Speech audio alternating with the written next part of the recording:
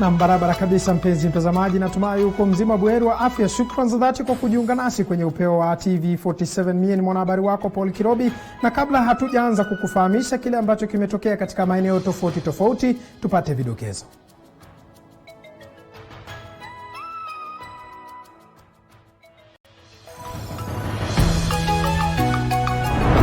Mabanda wa Kibra waripoti visa 8 zaidi, huku taifa likiripoti visa 52 zaidi, idadi ya maambukizi ikifikia 1161. Na Jubilee ya mbandua naibu spika wa Seneti Kithure Kindiki baada ya kukosa kuhudhuria kikao cha chama cha Jubilee. Kinara wa Wiper Kalonzo Musyoka aridhia kuungana na chama tawala cha Jubilee. Na kwingineko, vyama vya kutetea maslahi ya walimu KUPPET na KNUT vya tofautiana kuhusu wito wa shule kufunguliwa.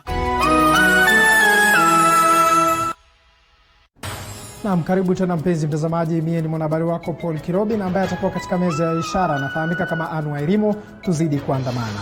Naam, visa 52 zaidi vya virusi vya corona vimeripotiwa nchini. Visa 8 kati ya visa hivyo vimetokea eneo la Kibra, visa 23 vimeripotiwa kutoka eneo la Nairobi, na Mombasa imeripoti visa 7 na Busia visa 7. Kufikia sasa idadi ya virusi vya corona imefikia 1161. Sampuli 2567 zilipimwa nchini chini ya saa 24 zilizopita. Waziri wa Afya Mutahi Kagwe alitoa taarifa hii akiwa katika kaunti ya Machakos.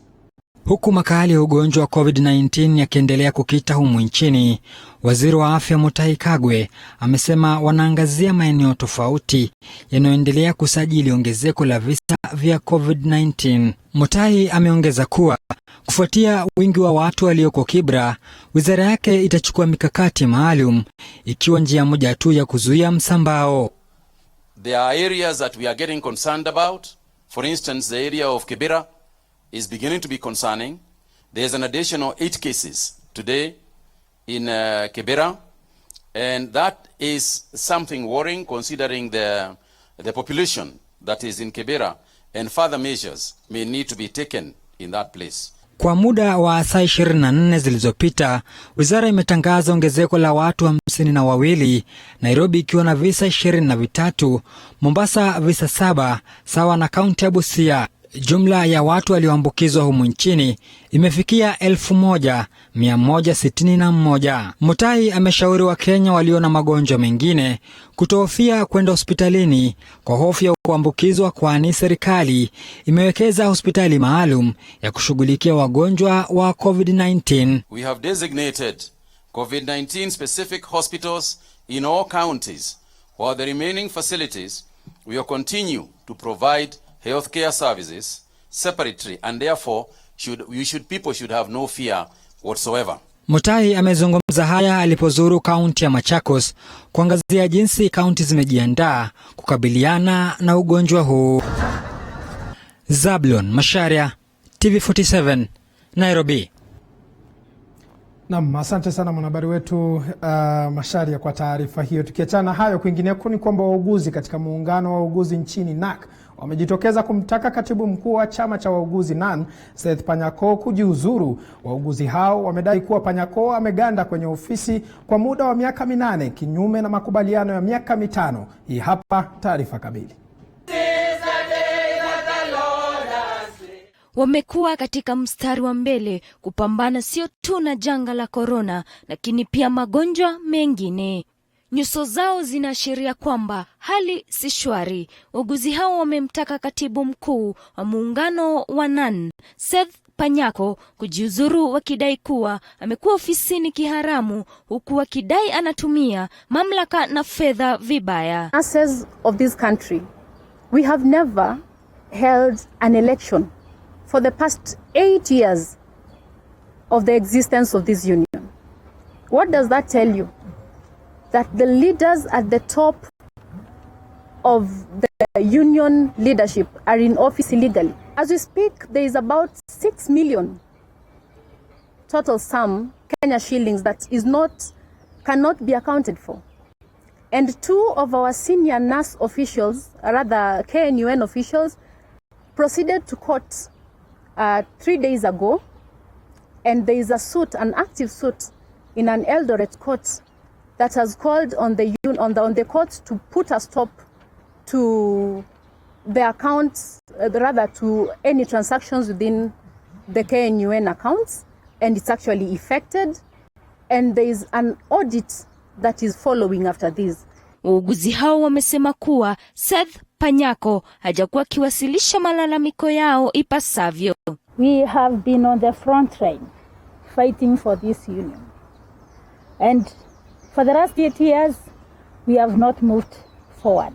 Frida Kibiti ambaye ni muuguzi katika kaunti ya Nairobi amedokeza kuwa ofisi zao zimefungwa kwa muda, swala ambalo limewatatiza kukabiliana na corona. You closed the office on 17th of February, citing insecurity. Again, on 13th of March, citing corona, you closed our offices. My question is, who gave you the mandate to be closing our office? Wauguzi hao wamesema kuwa katibu mkuu asipojiuzuru kwa muda wa siku 7 zijazo watachukua hatua maalum.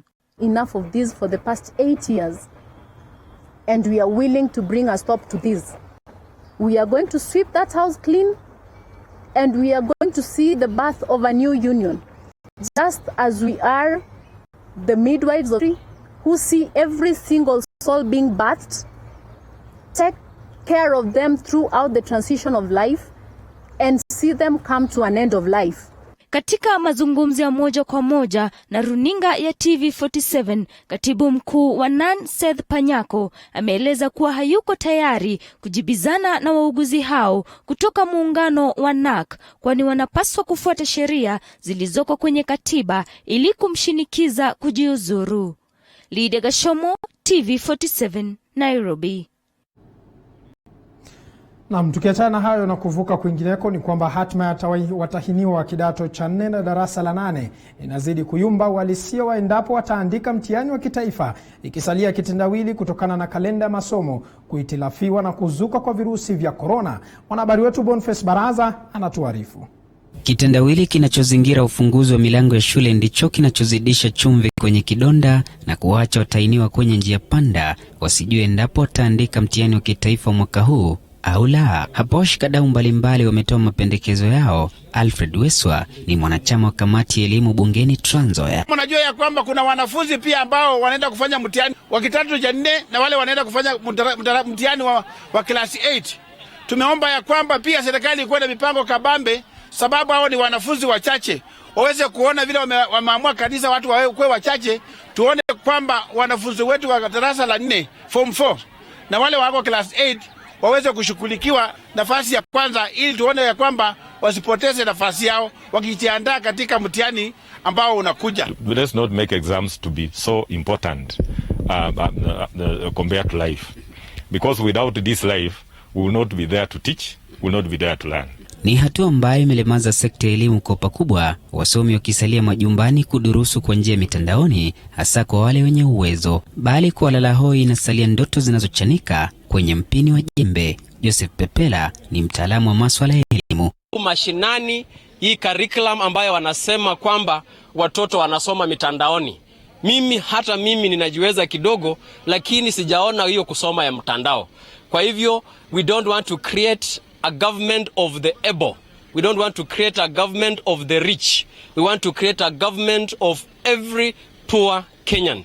Na kwa hivyo CS Magoha should live the lives of the common man. Ikumbukwe pana jopo lilobuniwa na waziri wa elimu Profesa George Magoha kushughulikia uwezekano wa ufunguzi wa shule. Hapa msimamizi wa miundo misingi katika afisi ya naibu rais William Ruto Kakai Bisau amekiri changamoto ya uhaba wa madarasa kwa baadhi ya shule kama changamoto ambayo huenda katatiza ufunguzi wa shule kwa kuzingatia vigezo vilivyowekwa na Wizara ya Afya.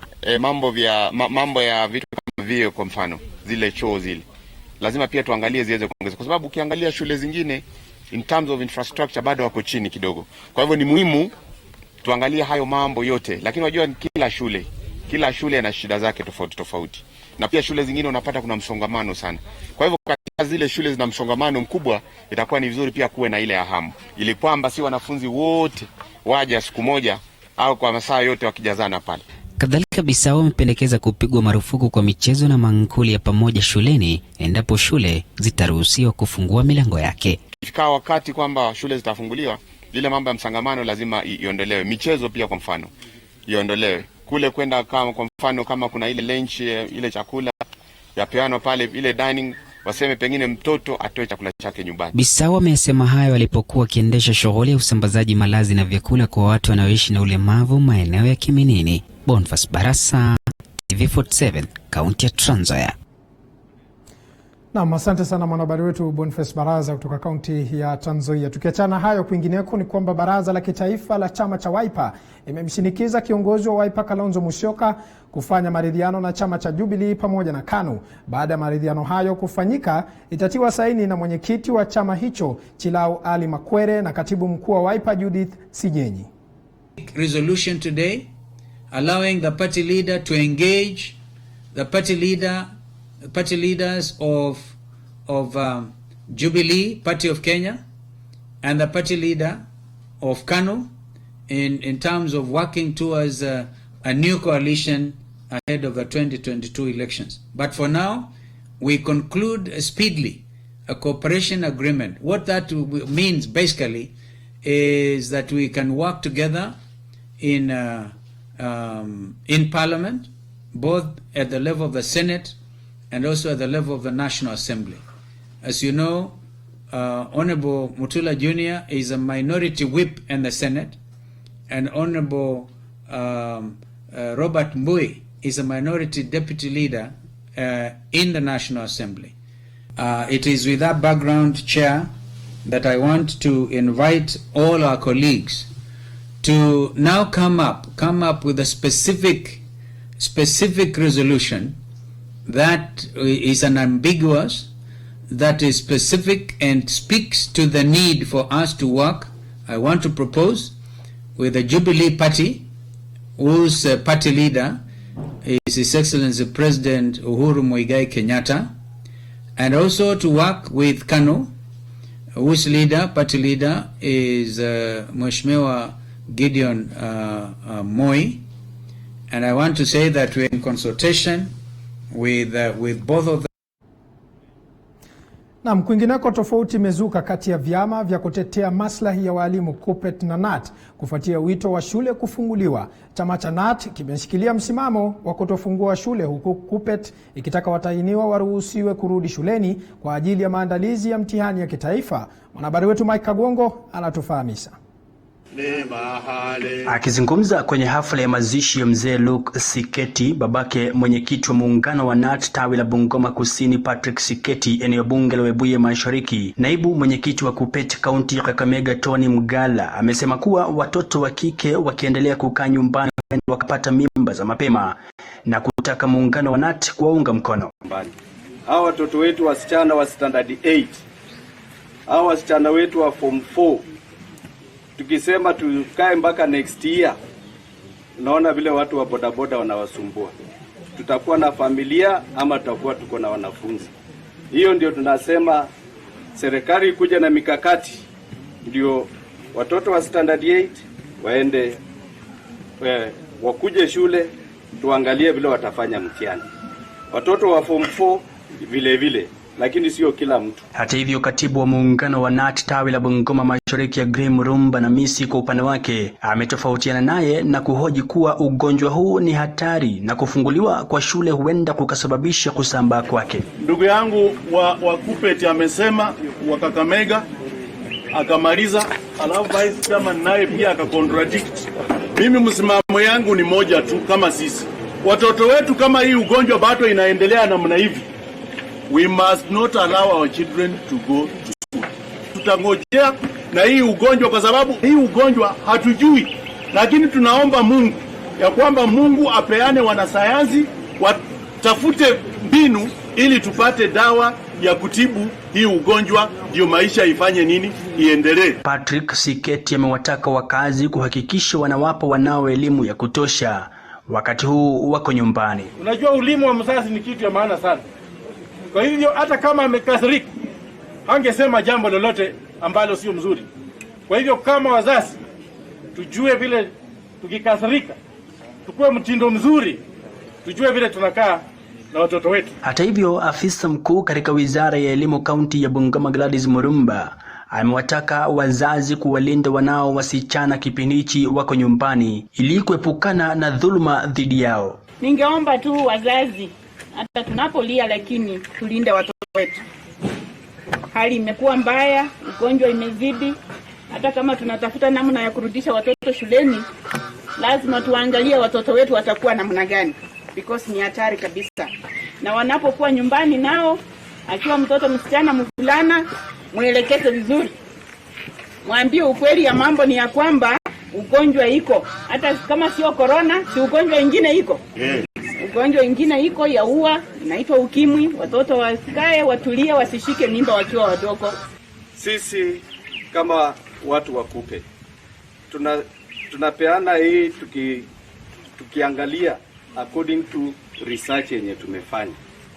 Na this time ndugu yangu nataka mtu support because hata huwa wanasema unajua nyoka mbili kama wanapigana alafu waone mangusi ikitokea huko wote uingia shimo moja, alafu akiingia huko ndio wanaulizana na hii tulikuwa tunapigania juu ya nini. Kutoka kaunti ya Bungoma nikiripotia TV47, mimi ni Mike Kaguongo. Naam, asante sana mwanahabari wetu Mike Kagongo kwa taarifa hiyo. Kutokana na makali ya virusi vya corona, chuo kikuu cha MKU kimepunguza karo ya shule kwa wanafunzi wa chuo hicho kwa 30% ili kupunguza mzigo kwa wazazi wanaogharamia karo ya shule wakati huu mgumu wa msimu wa virusi vya corona.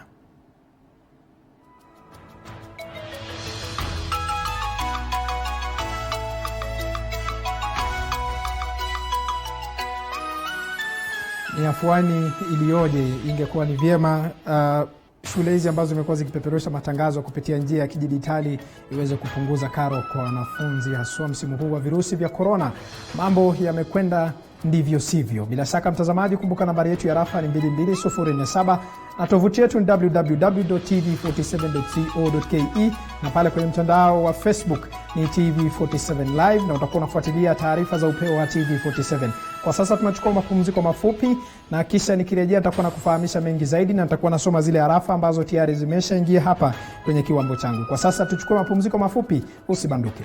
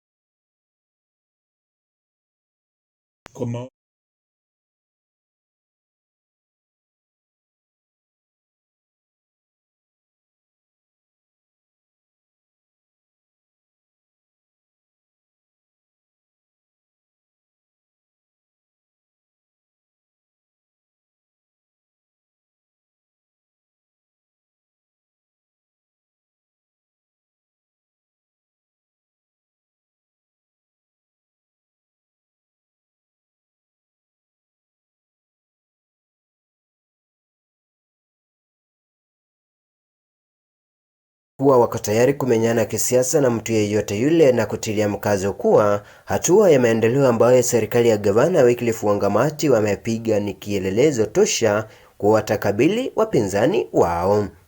So the only solution now penye tumefika ni kura.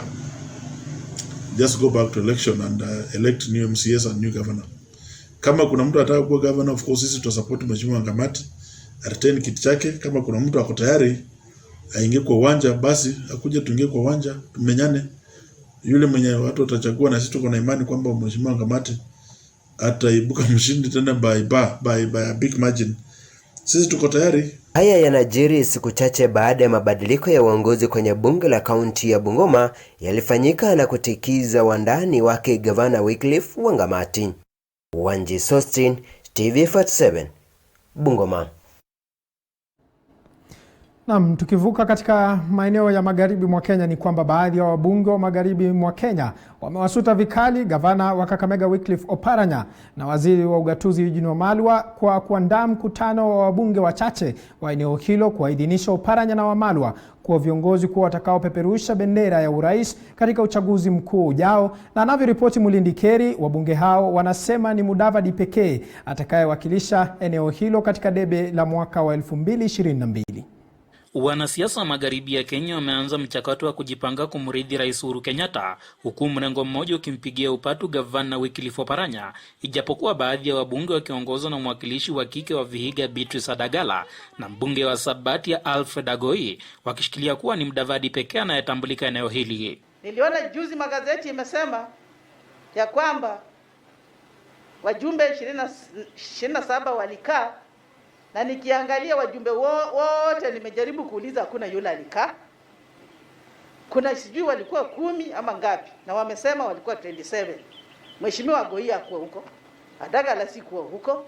Sisi tuko na kiongozi hapa ambaye anaitwa Musalia Mudavadi, ambaye ndiye anaweza kupeleka sisi, kwa sababu ni marafiki sana na Uhuru Kenyatta. Mukisikia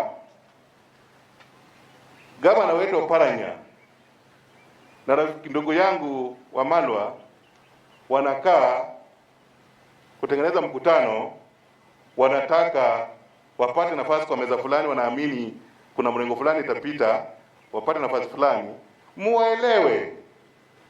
Kwa sababu gavana Oparanya amemaliza muhula zake miwili. Ikifika 2022 atakuwa jobless.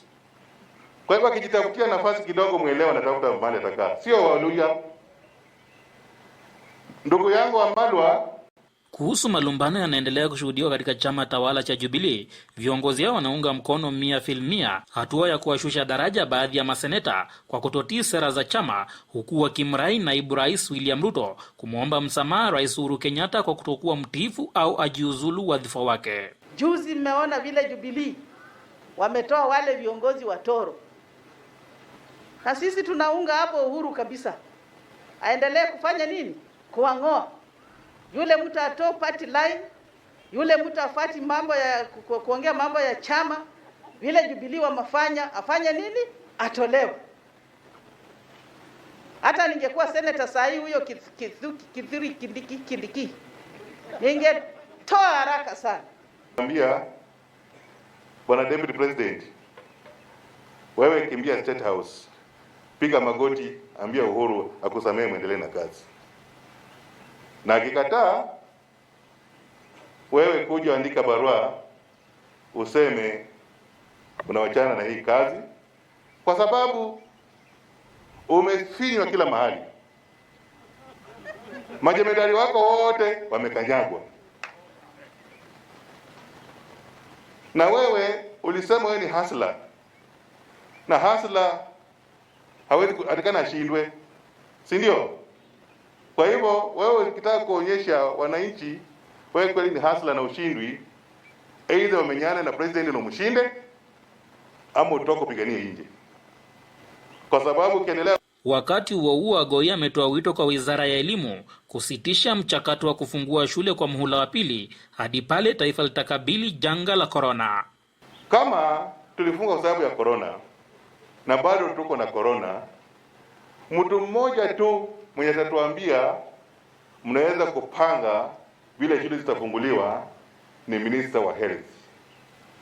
Saila atakuja asimama aseme leo tuko na 0 kesi ya corona. Sina maana hivyo. Akija aseme leo hakuna 0 case, kesho 0 case, akisema 1 or 2 weeks kuna 0 case, tunaweza kuambia hiyo committee, cabinet secretary ita hiyo committee, waambie wanataka shule zifunguliwe namna gani, na hiyo takubali.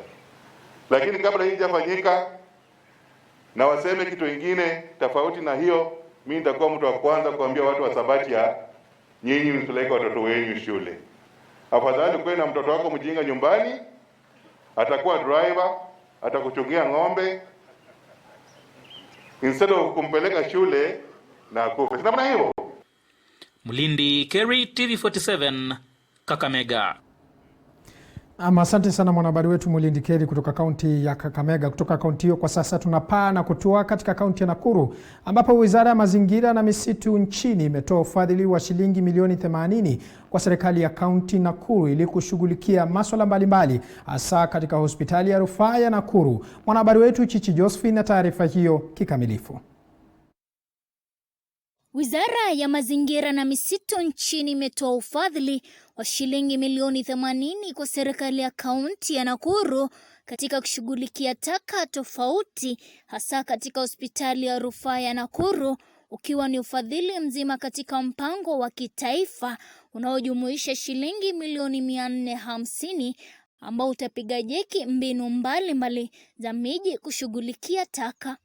Katibu katika wizara hiyo Daktari Chris Kipto anasema ufadhili huo ambao umehusisha mashine za kisasa ni hali ambayo itapiga jeki juhudi za utupaji wa taka wakati huu wa kukabiliana na janga la homa ya corona, na miji itakayofaidi na ufadhili huo ikiwemo Nairobi, Mombasa na Kisumu. We expect to spend about 80 million shillings in Nakuru County within this program, which is costing about 450 million. So in Nakuru County, we are going to support this hospital, and then Naivasha, and in Molo. So today we have just come here. I think we have an incinerator coming also for the Naivasha County. I just want to say that we have done this because Kenya is an active member in implementing multilateral environmental agreements. And the relevant agreement, multilateral agreement in this context, is the Stockholm Convention, which is about dealing with chemical pollution. We decided to come in this time because the commodities that we are handing over today are very relevant at this time, especially because of the COVID. And you can see that all of us now are wearing masks, some are having gloves, and there is a requirement, of course, that we must do a lot of sanitation. So at the end of the day, we generate lots of waste, medical waste, and majority of them, like the one I have, is single use. So end of the day, we are supposed to dispose. So for us, we are coming here also as part of education and awareness to tell the people of Nakuru County and generally in Kenya that we should manage the waste that have to do with the protecting ourselves with COVID-19. Naye gavana wa Nakuru Lee Kinyanjui, ambaye amepokea vifaa hivyo, kiwasihi washikadau mbalimbali katika mpango wa kushughulikia taka kutumia fursa hiyo ya uwekezaji. Today we are being given beans, and as you can see from the hospital, there's the red, there's the yellow and the green, and they all reflect the different levels of risk in the waste management cycle. So we want to work together with also our investors within the waste management value chain. Those who collect from the estates, those who bring it here, those who sort it, those who also bring from the hospitals, And I must say that there are huge opportunities even for others who may want to participate in this entire value chain. Nikiarifu runinga ya TV47 kutoka kaunti ya Nakuru, jina langu ni Chichi Josephine. Naam, asante sana mwanahabari wetu Chichi Josephine kutoka kaunti ya Nakuru. Kwingineko ni kwamba serikali ya kaunti ya Kiambu imetenga shilingi milioni 300 kwa ajili ya kupambana na janga la corona. Aidha, kaunti hiyo inapania kukusanya jumla ya shilingi bilioni 2 ambazo zitatumika kukabiliana na janga hili.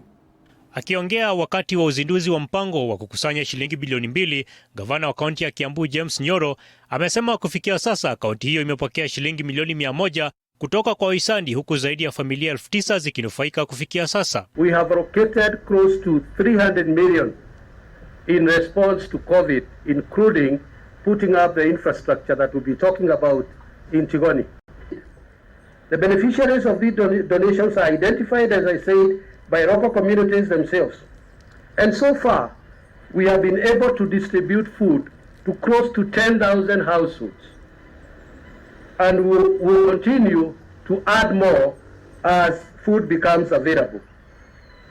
We have carried out a survey, very quantitative one, and we expect to be feeding about 27,000 households. Kaunti ya Kiambu inapania kukusanya shilingi bilioni 2 kutoka kwa wahisani ambazo zitatumika kutoa misaada kwa familia maskini na kuimarisha huduma za kiafya. Today we are here to demonstrate to you that when all people of Kiambu unite against this challenge, we will defeat it. We can show the world that we know how to manage this, keep Kiambu economy going, and protect lives of our people. And to do this, we have a target of raising 2 billion shillings. And yes, we can. It is an average of 1,000 shillings per resident of Kiambu. You may not afford it, but somebody can afford for 10 or 20 people. So we will continue to keep our eyes on the ball so that we can raise the 2 billion that will go towards ensuring that we recover, but also we invest in our health facilities. Gavana James Nyoro aidha amesema pesa zote ambazo zitakusanywa zitatumika ipasavyo na kutoa onyo kwa wote wanaopania kujinufaisha na fedha hizo. And we are doing our own internal audit before anybody else comes to audit us. And I can assure you that we will be merciless in dealing with anybody who is trying to misappropriate funds from the county. All of us. Asanteni sana. Serikali ya kaunti ya Kiambu imeweza kupokea misaada kadhaa, vikiwemo vitanda hivi ambavyo vitatumiwa na wagonjwa ambao watakuwa wanapatikana na virusi vya corona. Eli Logova kutoka kaunti ya Kiambu.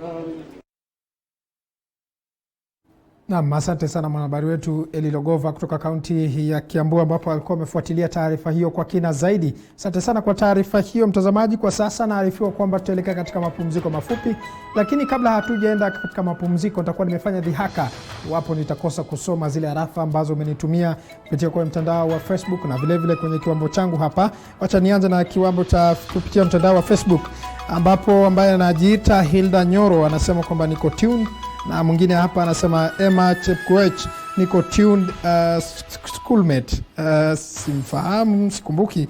Mwingine hapa anasema Chemos Bazenga Kevo ambaye anajiita Chemos Bazenga Kevo anasema tuned outer county 028 keep it burning. Asanteni sana kwa ujumbe huo kwenye mtandao wa Facebook.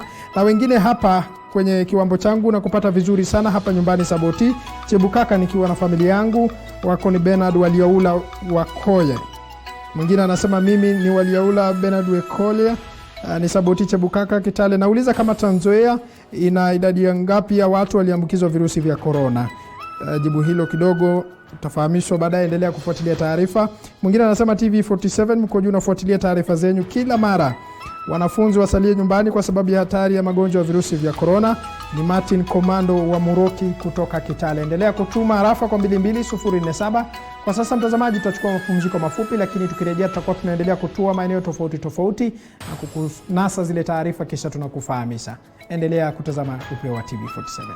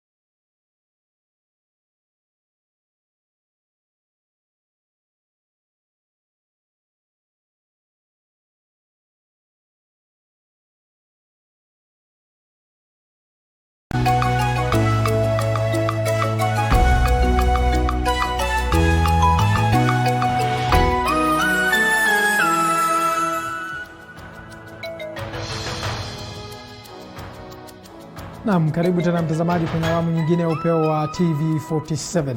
Kaunti ya Kisii imetenga kima cha shilingi zaidi ya milioni 2 ili kukabiliana na virusi vya korona katika kaunti hiyo. Mwakilishi wadi Marani Dennis Ombachi, ambaye pia ndiye mwenyekiti wa kamati ya bajeti, anasema kuwa uhamasisho kabambe unafanywa kuhusu korona hadi vijijini, huku wakili Kefa Mugire akisema kuwa endapo chanjo ya virusi vya korona italetwa nchini, kuchanjwa ni kwa hiari kisheria wala sio kulazimishwa. Wycliffe Siko na maarifa zaidi. Waziri wa afya nchini anapozidi kutangaza kuwa idadi ya maambukizi inazidi kupanda nchini, wakili Kefa Mugire anasema kuwa endapo chanjo ya virusi hivi itapatikana, kisheria chanjo hiyo itapewa wale watakaotaka wenyewe kuchanjwa kwa hiari na wala haifai kuwa jambo la kuwalazimishia Wakenya kupokea chanjo hiyo. Parties are supposed to take part and participate in the process of giving views whether they intend to support it or to oppose it. So it is not for a particular party or sector or organization to come up and say, we are going to start this process and again we will start it from Kenya or in a particular country.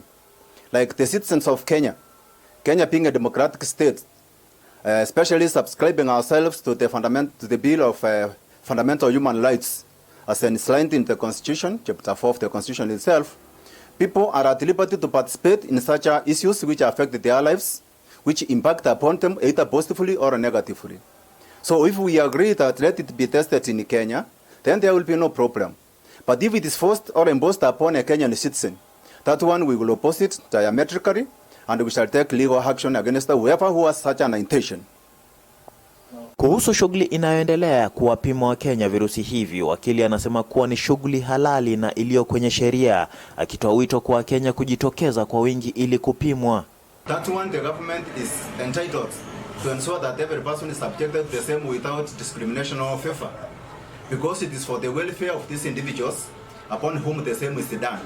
So nobody should escape from the process, for it is for the welfare of humanity. What I can say is that COVID-19, which came out of the coronavirus, has affected our people so much. First of all, our people living in fear. And every time what is happening is that they have not been getting enough information from the relevant authorities, but we seem to be picking it up now. People are getting involved in decision making in terms of wearing masks, the sanitation, the washing of hands, and social distance, which is key for us. Haya yanajiri huku bunge la kaunti hii ya Kisii likiwa limetenga zaidi ya shilingi milioni 200 ili kukabiliana na virusi hivi vya korona, hususan kwa sasa ambapo imeripotiwa kuwa kisa kimoja cha virusi hivi imepatikana kwenye kaunti hii. I mean, the figures are with in terms of is above 200 million that was raised in the supplementary budget. Some will go, of course, to buy the medical facilities, and there could be some amount of money, as the governor explained, that will go for emergencies. So, and I think that is the kind of preparation you need from the government. Wakilishi wadi Marani Dennis Ombachi, ambaye ndiye mwenyekiti wa kamati ya bajeti, anasema kuwa hadi kufikia sasa uhamasisho kuhusu virusi hivi umefanywa hadi vijijini, hivyo basi kuwaweka wakazi wote wa kaunti hii ya Kisii kuwa ngangari. People are getting involved in decision making in terms of wearing masks, the sanitation, the washing of hands, and social distance, which is key for us. Nikiripotia TV47 kutoka kaunti ya Kisii, mimi ni Wycliffe Siko. Naam, tukivuka katika kaunti ya Uasin Gishu ni kwamba licha ya kilio cha wapangaji katika mitaa duni mjini Eldoret kuhusu swala la kodi, visa vya wamiliki wa nyumba kuwafurusha wapangaji wanaoshindwa kulipa kodi za nyumba vinaendelea kushuhudiwa, huku wapangaji wakiwarai viongozi kuingilia kati na kutatua tatizo hili. Kwa majina yangu ni Evelyn. Ninaishi Huruma. Sasa ninaishi kwa manyumba ya rent. Wamenitolea vitu, wamenitupia nje. Ripoti ya hivi majuzi iliyotolewa na serikali kuhusu idadi ya Wakenya wanaoshindwa kulipa kodi inadhihirika wazi katika mitaa duni, ambapo visa vingi vya wapangaji kufurushwa na kubomolewa paa za milango za nyumba vinashuhudiwa. Sina mahali pa kwenda. Ndio nilikuwa nawauliza nitaenda wapi na pesa yenye nilikuwa nayo kidogo nimeshawalipa. Nimeishi miaka 3. Hiyo miaka 3 yote nilikuwa nalipa tu rent vizuri. Idadi ya watu wanaotegemea vyakula vya msaada ikizidi kuongezeka katika maeneo hayo. Mtaa duni wa Huruma Eldoret kwa mfano una zaidi ya watu 50,000 ambao wengi ni waliokuwa wakitegemea ajira kwenye viwanda vilivyofungwa. Huyu mama ni mjamzito, ona ameshikwa na pressure. Sasa tunashughulika huku tunaenda huku. Hatujui tutafanya nini. Na huyu mwingine tena nimemshughulikia, alikuwa anaenda agongwe na trailer. Alikuwa ameenda paka anafika kwa barabara nikamrudisha. Kweli hiyo ni ubinadamu. Tulielezwa hata na serikali. Hizi ni manyumba za watu private. Hatuwezi sukuma na kifua kusema watu wasikalipe. Lakini tunaweza nyenyekea. Tukue na roho ya kibinadamu. Viongozi wa kisiasa walioandamana na wahisani kusaidia wakazi wenye mahitaji makubwa kama walemavu wameelezea kughadhabishwa kwao na wamiliki wa nyumba mjini Eldoret. Landlords, tafadhali kule tunaweza saidia, tusaidie. Hiyo ndio jambo mimi nasema, na hata ikiwa utafukuza mtu, wacha kufukuza yeye usiku. Kuna curfew, anaenda wapi usiku? Wacha yeye kutolea yeye mabati. I'm appealing specifically to the landlords. That is very unfair. Knowing the problem we are in now, and you are just throwing out a family to the unknown. It is very unfair. Na hiyo ijulikana vizuri. Viongozi hawa wanasema wamiliki wa nyumba wanastahili kutowahangaisha wapangaji, bali wawe na makubaliano wakati huu mgumu. Wengi wa wapangaji hapa mjini Eldoret wakililia viongozi wao waweze kuwasaidia ili wamiliki wa nyumba wasiweze kuwafurusha wakati huu mgumu. Calvin Chitwa kutoka mtaa wa Huruma, kaunti ya Uasin Gishu. Safi kabisa mtazamaji, asante sana Calvin Chitwa kwa taarifa hiyo. Bila shaka mtazamaji, kumbuka unaendelea kufuatilia taarifa hizi kupitia kwa tovuti yetu ambayo ni www.tv47.co.ke na pale kwenye mtandao wa Facebook ni TV47 Live, na nambari yetu ya rafa ni 22047 kama nilivyokuwa nimekuarifu. Na kando na hayo vile vile mtazamaji, kumbuka taarifa hizi tunakupeperushia moja kwa moja kutoka hapa katika jiji la Nairobi. Tunakukusanya zile taarifa na kisha tunakufahamisha wewe kutoka maeneo tofauti ya nchi. Mwingine hapa kwenye kipatakalishi changu kwenye kiwambo anasema kwamba anakupata vizuri hapa nyumbani Saboti Chebukaka. Nikiwa hajasema akiwa na nani.